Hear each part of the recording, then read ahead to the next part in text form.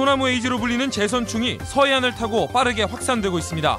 군산 등 도내 서해안에도 비상이 걸렸습니다. 어린이집 연가투쟁 첫날, 도내에서도 절반가량의 교사들이 연가에 들어갔습니다. 내년 누리과정 갈등의 전초전격인 연가투쟁 취재했습니다. 풍년인 올해 쌀 가격이 심상치 않습니다. 풍작에 오히려 근심이 커지는 농촌의 현실과 우리 쌀 농업의 문제점, 연속기획으로 보도합니다. 여러분 안녕하십니까? 전북권 뉴스입니다. 반갑지 않은 소식입니다. 소나무 에이즈라는 재선충이 또 재발했습니다.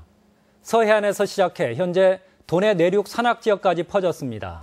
천적도 없고 방제할 방법도 마땅치 않아 이대로 두면 산림 황폐화가 우려됩니다. 이몽진 기자입니다. 군산 월명공원에 심어진 소나무들이 벌겋게 물들어가고 있습니다. 어떤 소나무들은 이파리가 떨어지면서 서서히 말라 죽어가고 있습니다. 이 길로 가면서 다 그러고 저쪽도 우리 저수지 저쪽 수원지 있잖아요. 그 건너편에도 다 죽었어요. 지금 다 죽고 있어요. 지금. 재선충에 감염된 소나무들인데 군산 지역은 올 4월부터 본격화했습니다. 1988년에 국내에 유입됐던 소나무 재선충은 약 20년 만에 도내에서 첫 확인됐고 해송이 많은 군산 지역은 확산 속도가 더욱 빠릅니다. 이곳을 포함해 현재 116그루가 감염됐고 임실과 순창 일부 지역에서도 발생했습니다. 솔수염 하늘수가 매개체인 재선충은 번식 속도가 빠르고 천적도 없어 한 번 걸리면 고사하게 돼 소나무를 베거나 태워버리는 게 최선입니다. 소나무를 파쇄할 경우 줄기 안에 서식하는 애벌레가 4cm 이상 자라야 효과가 있어 시기 조절이 필요합니다. 내년 3월달까지 저희가 벌목을 해서 그 벌채모 피해목에 대해서는 전량 파쇄하는 걸로 이렇게 방제 작업을 할 계획입니다. 월동기에 재선충 퇴치 작업이 이루어지면 해당 지역은 소나무 반출이나 이동이 제한되고 등산객들의 산행도 통제됩니다. 수입 목재를 통해 옮겨져 온 것으로 알려진 재선충이 기승을 부리면서 소나무 안전에 비상이 걸렸습니다. MBC 뉴스 이몽진입니다. 도내 민간 어린이집들도 전국적인 연가투쟁에 동참했습니다. 동시 연가투쟁에서 수위를 낮췄다지만 당장 어린이집 차량 운행이 줄면서 학부모들은 불편을 겪었습니다. 정진호 기자가 보도합니다. 전주 시내 한 민간 어린이집. 전체 월화 250여 명 가운데 130여 명만 등원했습니다. 30일까지 사흘 동안 가정에서 돌봐달라는 민간 어린이집 연합회 요청에 절반가량의 학부모들이 동참한 셈입니다. 연합회의 요구는 크게 세 가지. 내년도 누리과정 보육료 인상과 영아반 보육료 인상, 그리고 8시간 근무를 포함한 보육교사 처우 개선입니다. 당초 연합회 방침은 보육교사들이 동시에 연가를 가겠다는 것이었지만 대부분의 어린이집에서 많으면 3분의 1가량의 교사들이 하루씩 돌아가며 연가를 내는 쪽으로 가닥을 잡았습니다. 교사 처우 개선과 누리 예산 편성을 위해서 학부모와 아이들의 불편을 최소화하는 선에서 교사 연차를 사용할 수밖에 없습니다. 하지만 무엇보다 차량 운행이 축소되면서 학부모들은 불편을 겪어야 했습니다. 특히 표류하고 있는 누리과정 예산을 지켜보며 내년에는 어떻게 될지 불안함을 감추지 못합니다. 불편하고 불안한 감만 커지는 거죠. 국가에서 빨리 예산을 편성을 하든지 아니면 교육청에서 편성을 하시든지 해서 빨리빨리 해결을 해주셔야 되지 않을까요?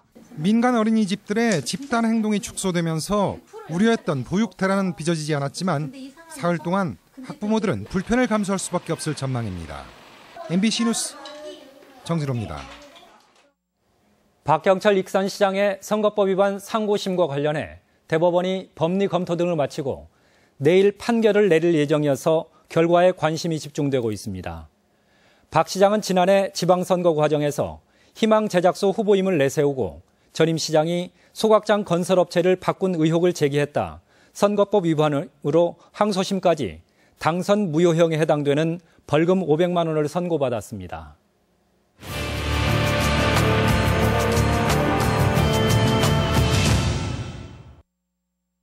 풍년이 들어도 걱정인 게 쌀 문제입니다. 이에 전주 MBC는 우리의 쌀 농업, 해법은 없는지를 심층기획 보도합니다. 오늘은 그 첫 순서로 수학과 수매가 한창인 현장의 목소리를 들어봤습니다. 유룡 기자의 보도입니다. 미국 처리장 앞에 벼를 싣고 온 트럭이 줄줄이 늘어서 있습니다. 예년 같으면 추수가 벌써 끝나야 하지만 볏가마들이 끊임없이 들어오고 있습니다. 이렇게 늦게까지 바쁘진 않았는데 지금 상당히 지금 10월 후반부로 들어가면서도 굉장히 바쁘고 여전히 수매량이 많습니다. 다른 미국 처리장 역시 마찬가지입니다. 양호한 기상 여건으로 벼 생산이 예상을 훨씬 웃돌기 때문입니다. 농가들 대부분이 10% 이상 쌀 생산이 늘었다고 밝혀 정부 예상치 0.4% 증가를 크게 넘어서고 있습니다. 10에서 한 15% 정도요? 그렇게 수확량이 올해 태풍도 없고 그래서 잘 된 것 같아요. 작년에 한 70개면 한 80개 꼴 정도? 한 10%? 풍년 농사로 입이 귀에 걸릴 만도 하지만 농민들은 마음이 편치 않습니다. 수매가가 크게 내릴 것이라는 소문이 무성하기 때문입니다. 벼 40kg이 작년보다 15% 낮은 44,000원에 잠정 결정돼 대풍에도 불구하고 손에 쥐는 돈은 작년 수준에 그칠 전망입니다. 농민들은 굉장히 불안한 거죠. 뭐 한 5% 10% 더 낮다고 그러더라도 나라값이 너무 많이 떨어지니까. 이처럼 쌀 가격이 불안한 것은 내리 3년 계속된 풍작으로 재고가 대폭 늘어났기 때문입니다. 연간 국내 쌀 소비량은 390만 톤 수준인데 올해만 해도 10% 이상 생산량이 많고 그동안 누적된 재고가 100만 톤을 웃돌고 있습니다. 풍작으로 잉여 생산량이 많기 때문에 시장 가격이 하락하는 상황을 피하기는 어려운 실정에 있습니다. 누적 재고는 앞으로도 가격 하락의 요인으로 작용할 전망. 쌀 생산량을 조절할 특단의 대책이 시급한 상황입니다. MBC 뉴스 유룡입니다. 한국식품연구원은 전북 혁신도시에 마지막으로 이전하는 공공기관입니다. 오늘 착공식이 있었는데 도내 농식품 산업 성장에 기폭제가 될 것으로 기대됩니다. 박찬익 기자의 보도입니다. 혁신도시에 들어설 한국식품연구원이 첫 삽을 떴습니다. 11만 5천 제곱미터의 연구와 동물실험, 단체 연수 등을 위한 7개 건물이 오는 2017년 8월까지 완공될 예정입니다. 현재 경기도 성남에 있는 한국식품연구원은 국내 유일의 식품 분야 정부 출연 연구기관으로서 전북으로 이전하는 2017년 설립 30주년을 맞아 새로운 도약을 모색하고 있습니다. 식품 산업의 국제 경쟁력 강화와 신시장 창출을 목적으로 하는 기술 개발 쪽으로 식품연구원을 끝으로 공공기관 이전이 마무리되면 전북혁신도시는 농촌진흥청 산하 연구기관들과 함께 명실상부 국내 농생명식품 연구개발의 중심으로 자리매김할 전망입니다. 특히 내년 말이면 국내외 식품기업들이 입주하게 될 익산 국가식품클러스터와 연계해 도내 농산물을 활용한 다양한 식품 개발이 가능해질 것으로 보입니다. 식품연구원의 이전이야말로 우리 전라북도 함께 동반 성장할 수 있는 가장 좋은 기회라고 생각합니다. 세계 식품시장은 오는 2020년 7조 달러 규모로 성장이 예측되는 가운데 식품연구원이 전북을 네덜란드의 푸드밸리, 미국의 나파밸리와 같이 만드는 지렛대가 될지 기대를 모으고 있습니다. MBC 뉴스 박찬익입니다. 전라북도는 정부로부터 녹색자금 23억 4천만 원을 받아 도내 복지시설 등 17곳에 나눔숲을 조성할 계획이라고 밝혔습니다. 또한 전북대 예술거리와 익산 폐철도 부지, 군산 월명공원 등에도 녹색자금을 투자해 나눔숲과 나눔길을 만든다는 계획입니다. 어제 익산의 한 야산에서 남녀 3명이 숨진 채 발견됐습니다. 케이블 TV 오디션 프로그램으로 이름을 알린 가수 지망생도 포함되어 있습니다. 이경희 기자가 보도합니다. 익산의 한 야산. 이곳에 주차된 카니발 승합차에서 30살 김모 여성과 35살 이모 씨, 33살 고모 씨 등 남성 2명이 숨진 채 발견됐습니다. 렌터카 반납시일이 지나도 연락이 없자 회사 측에서 GPS를 이용해 차량을 찾아 경찰에 신고했습니다. 차 안에선 휴대용 가스레인지, 연탄 등이 발견돼 경찰은 이들이 스스로 목숨을 끊은 것으로 보고 있습니다. 앞좌석에 남자 하나, 여자 하나, 뒷좌석에 남자 하나 이렇게 강의용 가스레인지 100만 원 줬고 전기세 하나 줬고. 특히 숨진 여성은 케이블 TV 오디션 프로그램에 2차례 출전해 얼굴을 알린 바 있어 네티즌들의 애도가 이어지고 있습니다.